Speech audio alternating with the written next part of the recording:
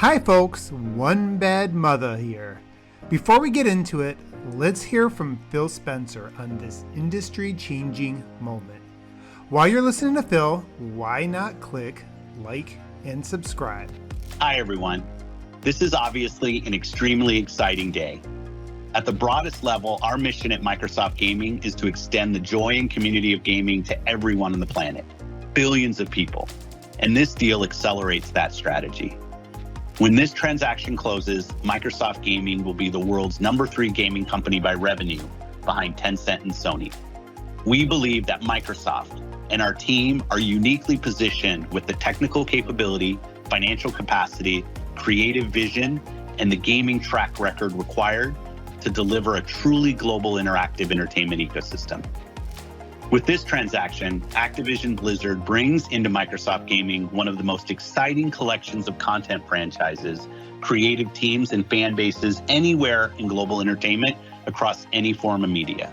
Many ActivisionBlizzard properties, including at King, are truly beloved by people all over the world, and they will endure for many decades to come.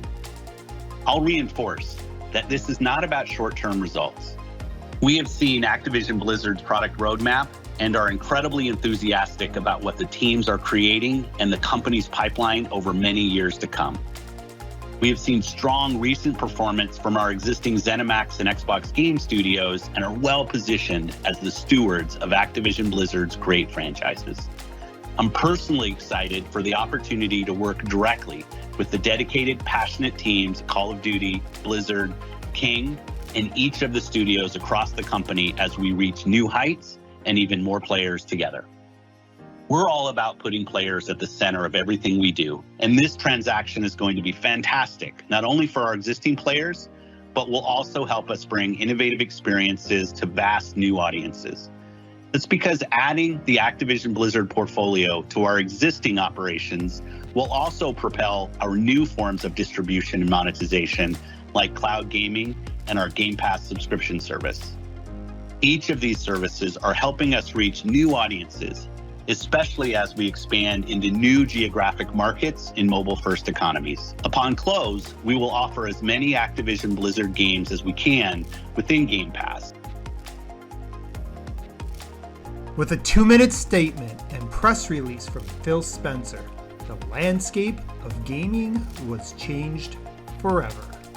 If Microsoft's announcement to acquire Zenimax in September of 2020 was like a bomb being dropped on the gaming industry, Tuesday's news hit with the impact of an asteroid.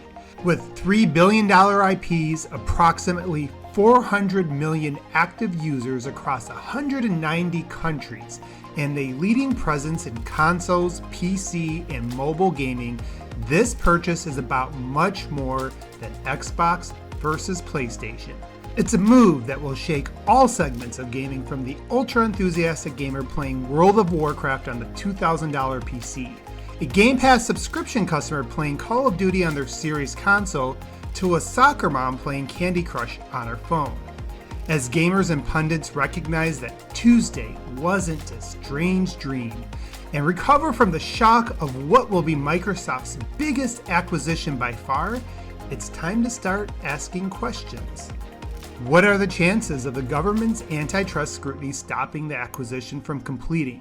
Will Call of Duty be exclusive to Xbox? What will Microsoft do to change Activision Blizzard's culture? With the transaction targeted to close by June of 2023, it's going to be some time before we get definitive answers regarding the nearly 70 billion reasons this arrangement came to fruition. However, we already have a lot of information to guide us in evaluating the debris to come from gaming's Big Bang. Bloomberg's Jason Schreier would tweet out, "I would be calling up some antitrust experts because Xbox buying Bethesda and now Activision sure seems like the type of horizontal merging that the DOJ frowns upon." It's predictable that when a $2 trillion tech corporation spends nearly $70 billion to buy a major gaming company, there will be disconcerted feelings from some customers and a hope that the deal could be stopped. At this stage, the only thing preventing the successful integration of ActivisionBlizzard into Microsoft would be government intervention due to violations of antitrust laws.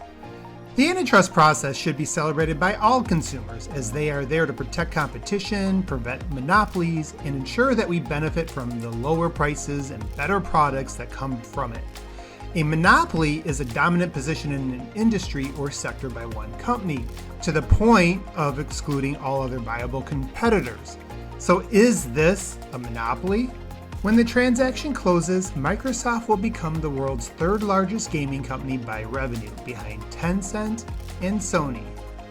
As the fourth line in Microsoft's press release emphasizes their third place standing within gaming, it's clear that the company is aware that these questions of antitrust would be on everyone's list.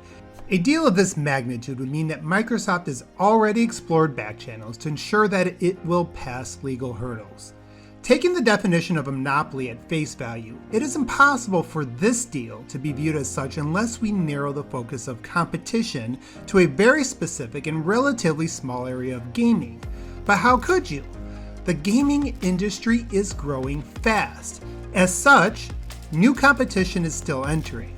The bullish outlook for major corporations is causing an influx of investment, allowing new development studios to form faster than they are consolidating. Even with this acquisition, Microsoft is third in the console space behind Sony and Nintendo, behind Valve as a PC gaming platform, and well behind Apple in mobile gaming. They'll only account for about 11% of the gaming industry's revenue. As Facebook and Netflix appear next up in terms of large corporations looking to find their own seat, it's clear that there is still much opportunity and growth to look forward to. Much like the Bethesda acquisition, this acquisition will be vertical integration, which is what happens when a gaming platform acquires developers. Typically, the US government doesn't restrict these types of transactions. If Microsoft were to purchase Sony, Nintendo, Valve, or another gaming platform, that would be considered horizontal integration and would face much higher levels of scrutiny and potentially be stopped over antitrust laws. To find an outside chance at antitrust allegations, we would need to narrow the focus to Game Pass, as subscriptions will be a segment that Microsoft is positioned to be dominant in. However, looking at other industries for precedent, such as with Netflix, we see that market dominance in subscriptions doesn't eliminate competition. Market research suggests, much like TV subscriptions, gaming's version won't be a winner-takes-all if multiple subscription options are accessible to consumers. Since the forecast of increased accessibility is what's driving this enormous investment in the first place, there really doesn't appear to be a sturdy antitrust hill for anybody to stand on. It was barely under a year ago that the biggest question regarding the Bethesda acquisition was exclusivity. Prepare yourselves for 2022's version of you don't spend $7.5 billion to become you don't spend almost $70 billion to, as we speculate and dissect every executive comment to determine what happens once the deal becomes official. Phil Spencer would go on to say, "I'll just say to the players out there who are playing Activision Blizzard games on Sony platform, it's not our intent to pull communities away from that platform, and we remain committed to that." Phil Spencer's comments remained vague enough to speculate any number of possibilities. However, we do have a template from the Zenimax acquisition to start with. When Microsoft completed that deal, they continue to support all existing games that were released or announced for the PlayStation console. There doesn't appear to be a future where Fallout 76 or Elder Scrolls Online will halt content or updates on Sony's platform as long as the developers continue to support those games. Additionally, we've seen other Microsoft studios make good on previous announcements and release games well after the acquisitions were complete. Just recently, Double Fine released Psychonauts 2 on the PlayStation over 2 years after joining Microsoft. As such, we should expect Diablo 4 and Overwatch 2 to release on Sony's consoles as well. Following precedents, Call of Duty's Warzone should continue to have support on all existing platforms in perpetuity. On the other hand, we should expect the majority of unannounced games to be console exclusive to Xbox platforms, just as Bethesda's Starfield will be this fall. The original PlayStation mascots, Crash Bandicoot and Spyro the Dragon, will likely only be available on platforms that Game Pass is on. If Tony Hawk or Guitar Hero make a comeback, expect those to be Xbox platform exclusive. Diablo 5, exclusive. Where things get dicey is when we look at subsequent releases of Call of Duty. When you spend $70 billion, what do you want to accomplish?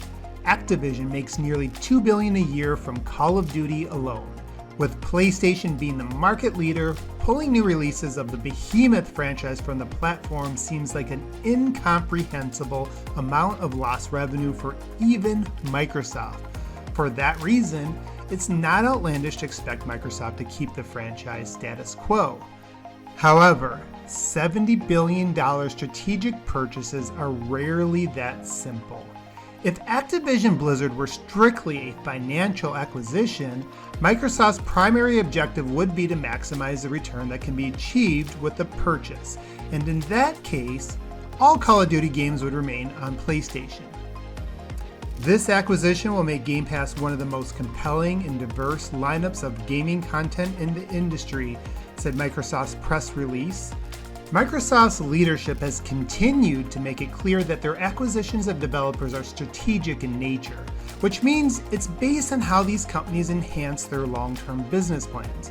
While Game Pass won't be the sole beneficiary of an acquisition, it is their gaming priority, as evidenced by Game Pass subscribers making their short list of executive goals last year. Together, we will build a future where people can play games they want virtually anywhere they want, said Phil Spencer again in the press release. The purchase of Activision Blizzard was made to proactively bend the market. If their own investors are to believe Microsoft's bold claims that they'll be able to reach gamers regardless of where they're at, then after spending approximately $77 billion over 2 years primarily on enhancing first-party content, they should expect that Microsoft now has the capabilities to bring those Call of Duty gamers to them.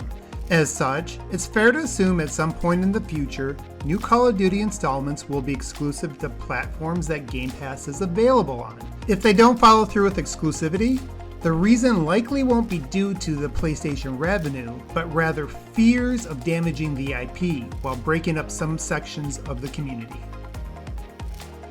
When Microsoft purchased Zenimax, the wide consensus was that for Bethesda to be its best self, Microsoft would give them resources and get out of their way. Activision Blizzard will be different.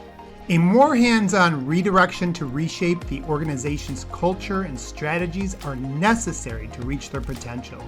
Last summer, California sued Activision Blizzard for being a breeding ground for harassment. Allegations included sexual harassment, workplace bullying, demeaning behavior, and instances of sexism and racism. Since that time, there have been walkouts by employees and demands for their CEO, Bobby Kotick, to step down due to his personal ties of cover-up. We also recognize that after the close, we will have significant work to do in order to continue to build a culture where everyone can do their best work, said Satya Nadella on an investor call. Microsoft's leadership has openly discussed the need to change, but obviously, words are only a start. A first glance at Microsoft's gaming leadership team indicates a different outlook than what Activision Blizzard has been used to, with 7 of its 13 members being women, and potentially foreshadowing more to come for Activision next year when the deal closes. While the toxic work culture will be the priority, Activision Blizzard hasn't exactly been firing on all cylinders from a creative standpoint either. Call of Duty and World of Warcraft were down by a considerable amount from the previous year, falling by 32% and 44%. Activision has struggled to create new franchises, most notably cutting their 10-year engagement with Bungie for Destiny short. Their demands to increase the cadence of content appear to damage Blizzard's reputation for quality. Innovation, diversity, and consistency are not the first things that come to mind for Activision Blizzard. and this downturn trend continues while the company has been losing talent and maintains a tarnished brand to make it difficult to recruit their replacements. When Microsoft takes over, there will be opportunity to revive dormant IPs, give studios more time, and increase the creative freedom that comes with being part of an organization that will have 32 studios and a Game Pass platform that is hungry for diverse, high-quality content. So far, we've covered some of the most immediate questions regarding the acquisition, but as common sense has it, there will be a significant number of conversations to delve into over the coming months and years. Thanks for watching. If you've enjoyed this video, do please consider hitting that like and then subscribe. And hey, why not ring that notification bell so we can let you know next time XboxEra drops some fresh content.